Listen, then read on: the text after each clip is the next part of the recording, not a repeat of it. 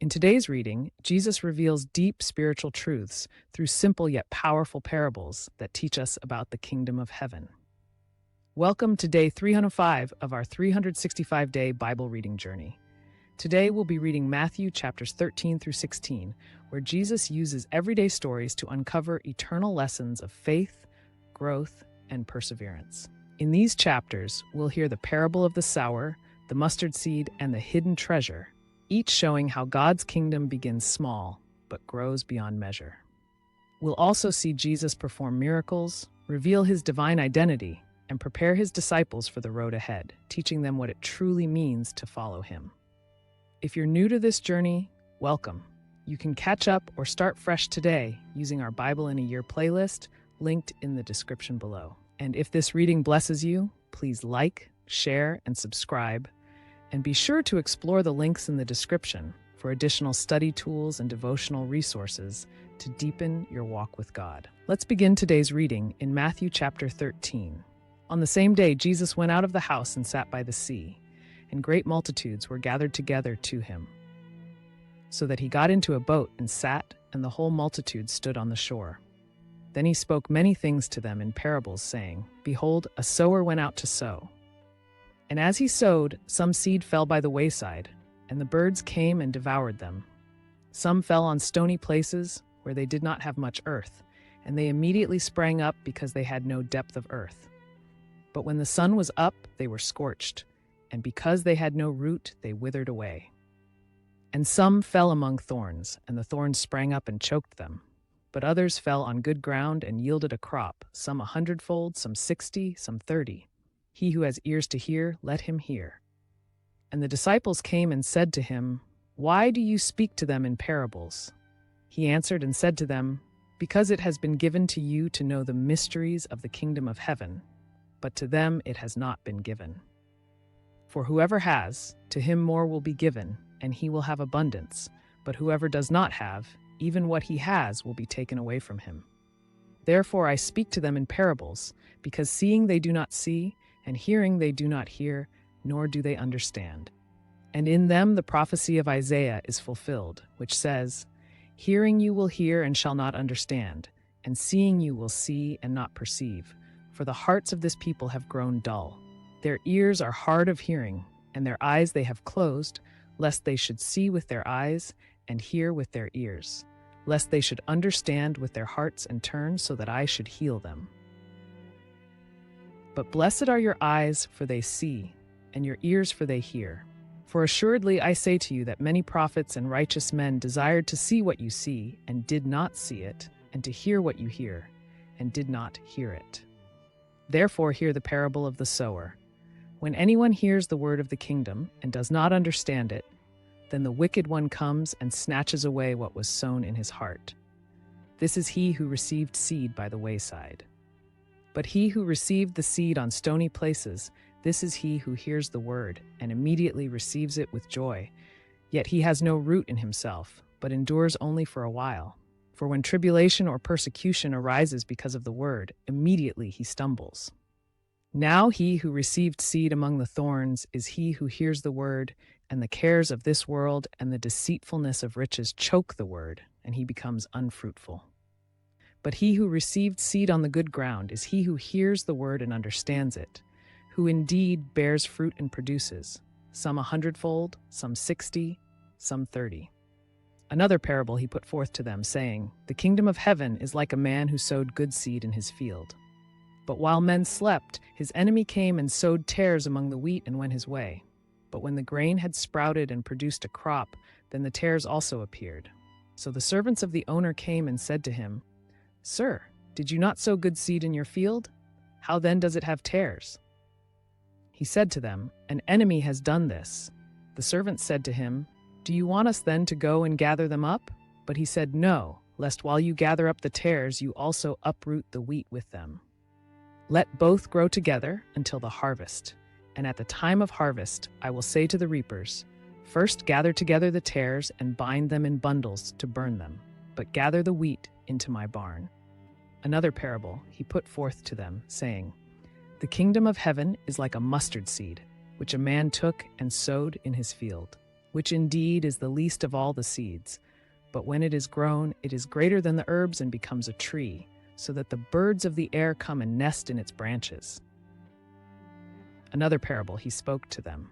"The kingdom of heaven is like leaven, which a woman took and hid in 3 measures of meal till it was all leavened." All these things Jesus spoke to the multitude in parables, and without a parable he did not speak to them, that it might be fulfilled which was spoken by the prophet, saying, "I will open my mouth in parables. I will utter things kept secret from the foundation of the world." Then Jesus sent the multitude away and went into the house, and his disciples came to him, saying, "Explain to us the parable of the tares of the field." He answered and said to them, "He who sows the good seed is the Son of Man. The field is the world. The good seeds are the sons of the kingdom, but the tares are the sons of the wicked one. The enemy who sowed them is the devil. The harvest is the end of the age, and the reapers are the angels. Therefore, as the tares are gathered and burned in the fire, so it will be at the end of this age. The Son of Man will send out his angels, and they will gather out of his kingdom all things that offend, and those who practice lawlessness, and will cast them into the furnace of fire. There will be wailing and gnashing of teeth. Then the righteous will shine forth as the sun in the kingdom of their Father. He who has ears to hear, let him hear."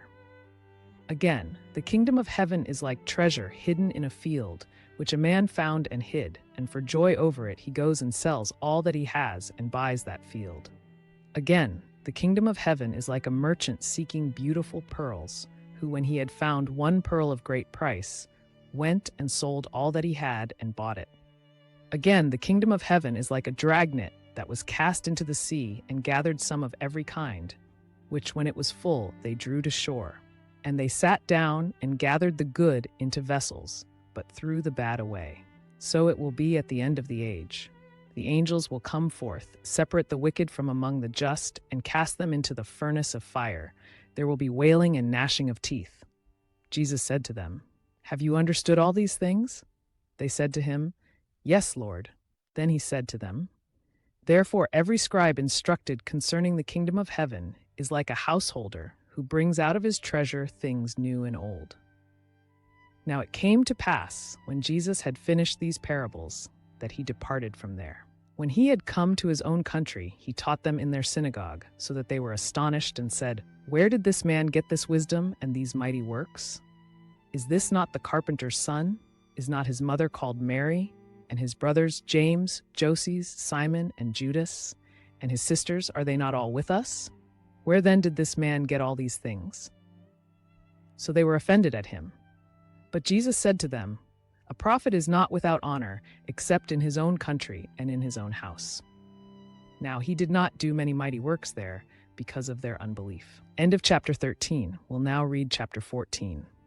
At that time Herod the Tetrarch heard the report about Jesus, and said to his servants, "This is John the Baptist. He is risen from the dead, and therefore these powers are at work in him." For Herod had laid hold of John and bound him, and put him in prison for the sake of Herodias, his brother Philip's wife, because John had said to him, "It is not lawful for you to have her." And although he wanted to put him to death, he feared the multitude, because they counted him as a prophet. But when Herod's birthday was celebrated, the daughter of Herodias danced before them and pleased Herod. Therefore he promised with an oath to give her whatever she might ask. So she, having been prompted by her mother, said, "Give me John the Baptist's head here on a platter." And the king was sorry. Nevertheless, because of the oaths and because of those who sat with him, he commanded it to be given to her. So he sent and had John beheaded in prison. And his head was brought on a platter and given to the girl, and she brought it to her mother. Then his disciples came and took away the body and buried it, and went and told Jesus. When Jesus heard it, he departed from there by boat to a deserted place by himself. But when the multitudes heard it, they followed him on foot from the cities. And when Jesus went out, he saw a great multitude, and he was moved with compassion for them, and healed their sick. When it was evening, his disciples came to him, saying, "This is a deserted place, and the hour is already late. Send the multitudes away, that they may go into the villages and buy themselves food." But Jesus said to them, They do not need to go away. You give them something to eat." And they said to him, "We have here only 5 loaves and 2 fish." He said, "Bring them here to me." Then he commanded the multitudes to sit down on the grass. And he took the 5 loaves and the 2 fish, and looking up to heaven, he blessed and broke and gave the loaves to the disciples, and the disciples gave to the multitudes. So they all ate and were filled, and they took up 12 baskets full of the fragments that remained. Now those who had eaten were about 5,000 men, besides women and children. Immediately Jesus made his disciples get into the boat and go before him to the other side, while he sent the multitudes away. And when he had sent the multitudes away, he went up on the mountain by himself to pray. Now when evening came, he was alone there. But the boat was now in the middle of the sea, tossed by the waves, for the wind was contrary. Now in the 4th watch of the night, Jesus went to them, walking on the sea. And when the disciples saw him walking on the sea, they were troubled, saying, "It is a ghost," and they cried out for fear. But immediately Jesus spoke to them, saying, "Be of good cheer. It is I, do not be afraid." And Peter answered him and said, "Lord, if it is you, command me to come to you on the water." So he said, "Come." And when Peter had come down out of the boat, he walked on the water to go to Jesus. But when he saw that the wind was boisterous, he was afraid, and beginning to sink, he cried out, saying, "Lord, save me." And immediately Jesus stretched out his hand and caught him, and said to him, "O you of little faith, why did you doubt?" And when they got into the boat, the wind ceased. Then those who were in the boat came and worshipped him, saying, "Truly you are the Son of God." When they had crossed over, they came to the land of Gennesaret. And when the men of that place recognized him, they sent out into all that surrounding region, brought to him all who were sick, and begged him that they might only touch the hem of his garment. And as many as touched it were made perfectly well. End of chapter 14. We'll now read chapter 15. Then the scribes and Pharisees who were from Jerusalem came to Jesus, saying, "Why do your disciples transgress the tradition of the elders? For they do not wash their hands when they eat bread." He answered and said to them, "Why do you also transgress the commandment of God because of your tradition? For God commanded, saying, 'Honor your father and your mother,' and he who curses father or mother, let him be put to death. But you say, 'Whoever says to his father or mother, whatever profit you might have received from me is a gift to God,' then he need not honor his father or mother. Thus you have made the commandment of God of no effect by your tradition. Hypocrites! Well did Isaiah prophesy about you, saying, 'These people draw near to me with their mouth, and honor me with their lips, but their heart is far from me.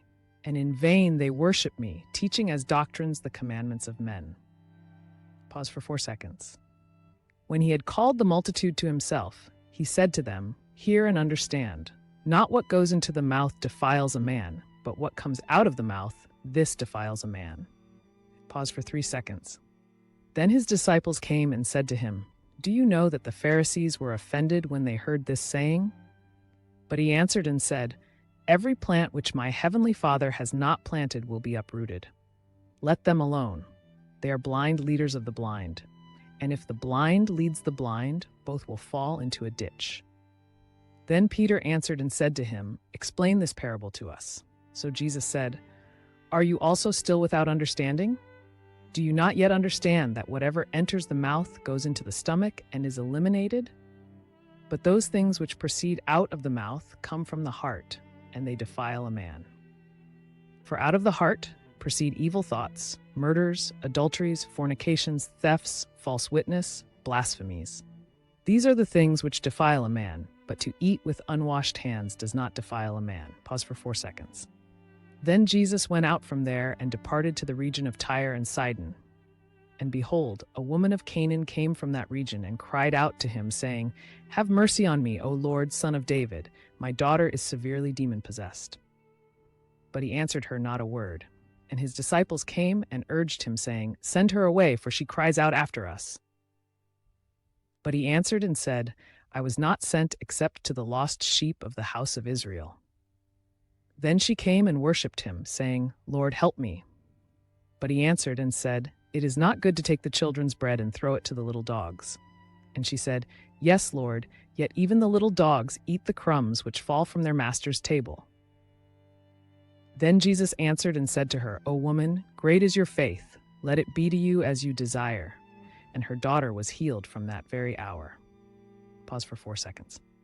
Jesus departed from there, skirted the Sea of Galilee, and went up on the mountain and sat down there.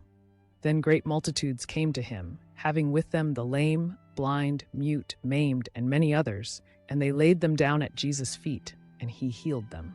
So the multitude marveled when they saw the mute speaking, the maimed made whole, the lame walking, and the blind seeing, and they glorified the God of Israel. Pause for 3 seconds. Now Jesus called his disciples to himself and said, "I have compassion on the multitude, because they have now continued with me 3 days and have nothing to eat, and I do not want to send them away hungry, lest they faint on the way." Then his disciples said to him, "Where could we get enough bread in the wilderness to fill such a great multitude?" Jesus said to them, "How many loaves do you have?" And they said, 7, and a few little fish.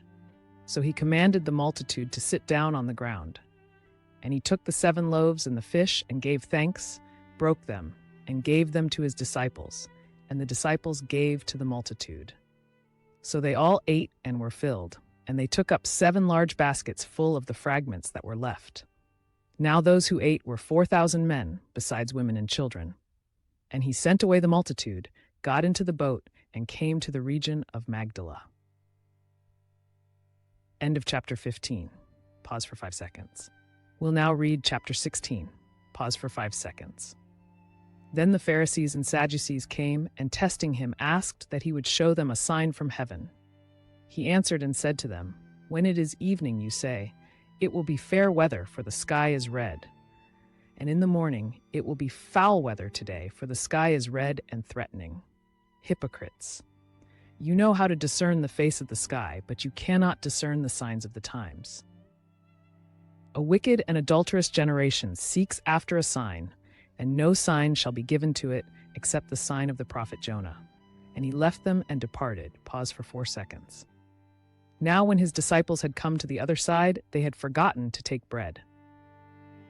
Then Jesus said to them, "Take heed and beware of the leaven of the Pharisees and the Sadducees."